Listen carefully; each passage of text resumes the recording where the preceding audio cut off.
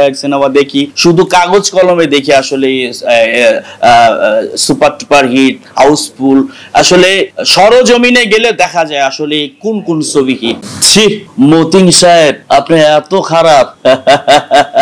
চুমুকের টানে যেমন লোহা আছে, তেমনি রোগীর টানে আসবে ডাক্তার, আর ডাক্তারের টানে আসবে রুদ্র। আমার মাথায় নাই চুল, আমি সহজে করি না ফুল। Everybody attack. সামনে কি নিয়ে? সামনে তো আমি তো মূলত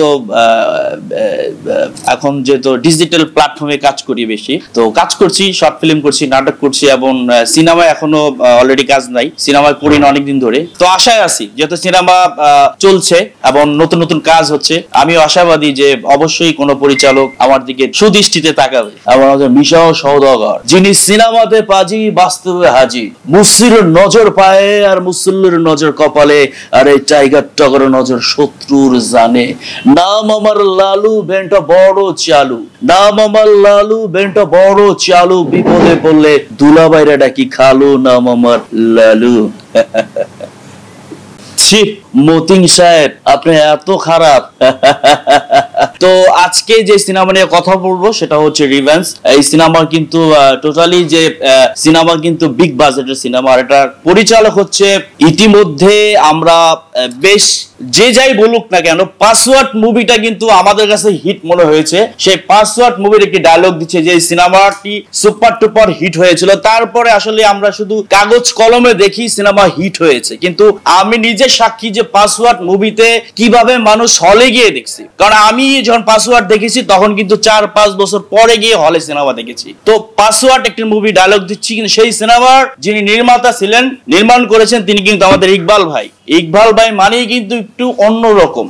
এই সিনেমা দিয়ে কিন্তু ইকবাল ভাইকে আমি চিনি। তো সেই সিনেমার একটা ডায়লগ ছিল মিশা সওদাগরের, সেখানে কিন্তু অন্যরকম একটা লুক ছিল, যে লুক দেখে আসলে অনেকে ভয় পেয়েছেন। পুরা সাদেম আল্লাহ, তারপর হচ্ছে যে ওনার যে লুকটা ছিল, ডায়লগটা ছিল এরকম, চুমুকের টানে যেমন লোহা আছে, তেমনি রোগীর টানে আসবে ডাক্তার, আর ডাক্তারের টানে আসবে রুদ্র। আমার মাথায় নাই চুল, আমি সহজে করি না ফুল। Everybody attack. সেই সিনেমা কিন্তু আমি দেখেছি আসলে অনেক বছর পরে, 5 বছর পরে যখন গেছি, তখন আমাদের কেরানীগঞ্জে, তারপরে অনেক হলে কিন্তু জায়গা দিতে পারে নাই। আর এখন যারা যারা আসলে অনেক সিনেমা দেখি, আমরা সাকিব ভাইয়ের সিনেমা দেখি, শুধু কাগজ কলমে দেখি আসলে সুপার টুপার হিট, হাউসফুল। আসলে সরজমিনে গেলে দেখা যায় আসলে কোন কোন ছবি হিট। সাকিব ভাই, ইকবাল ভাই কিন্তু একটা মানে পুরো একটা মালার মতো, একটি মালার মতো ছিল। তো এখন ওনাদের সম্পর্ক আছে ভালো, তবুও এখন আমরাও চাই যে আবার ইকবাল ভাই এবং সাকিব ভাই আবার যাতে একসাথে সিনেমা করে। আর রিভেঞ্জের জন্য শুভকামনা। আর ইকবাল ভাই যাদের নিয়ে কাজ করে, উনি আসলে অনেক চিন্তা ভাবনা পরিকল্পনা করেই কিন্তু কাজ করে। তো রিভেঞ্জ সকলেই সিনেমা হলে এসে দেখবেন, এবং এই সিনেমার জন্য অবশ্যই আপনারা যারা দেশ বিদেশে যারা রয়েছেন, এই ছবির ট্রেইলার, টিজার অবশ্যই আপনারা শেয়ার করবেন। কারণ এই বাংলা সিনেমা কিন্তু আমাদের এখন শুধু বাংলাদেশেই নয়, এখন ইন্টারন্যাশনাল ভাবে কিন্তু সিনেমা মার্কেটিং হচ্ছে। তো আমরাও চাই রিভেঞ্জ মুভি অবশ্য সারা ওয়ার্ল্ডে বাংলা ভাষাভাষী মানুষ যারা রয়েছে সকলেই এই সিনেমাটা যখন দেশ বিদেশ থেকে দেখবেন।